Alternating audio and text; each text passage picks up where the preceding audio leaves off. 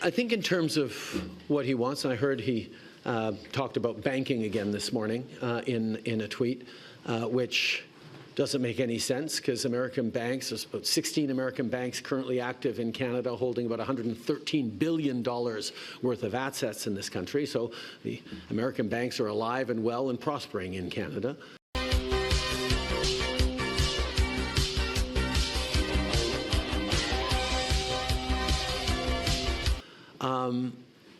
It's an example of not really being able to see what it is that he wants, because even the excuse that he's giving for these tariffs today of fentanyl is completely bogus, completely unjustified. Right. Completely false. So we actually have to fold back on the one thing he has said repeatedly, that what he wants is to see a total collapse of the Canadian economy. What? Bro, what are you talking about, man? Because that'll make it easier to annex us, is the second half of his thought. Now, first of all, that's never going to happen. We will never be the 51st state. But yeah, he can do damage to the Canadian economy, and he's started this morning.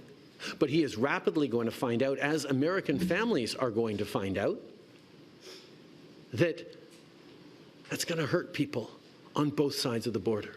Americans will lose jobs. Americans will be paying more for groceries, for gas, for cars, for homes, because we have always done best when we work together.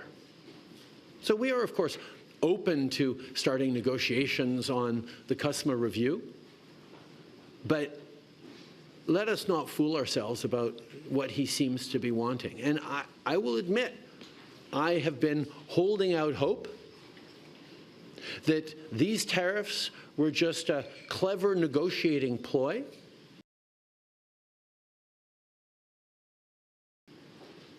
that would have the impact that they're having now without even bringing them in over the past weeks, as we've seen order books dry up for Canadian companies from American customers, as we've seen expansion plans in Canada put on hold, as we've seen people choosing to invest in the United States over the past weeks because of the threat of tariffs.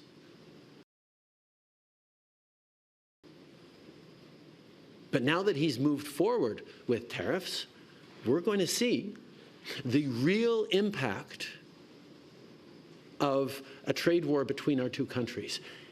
And that impact will be to hurt American families.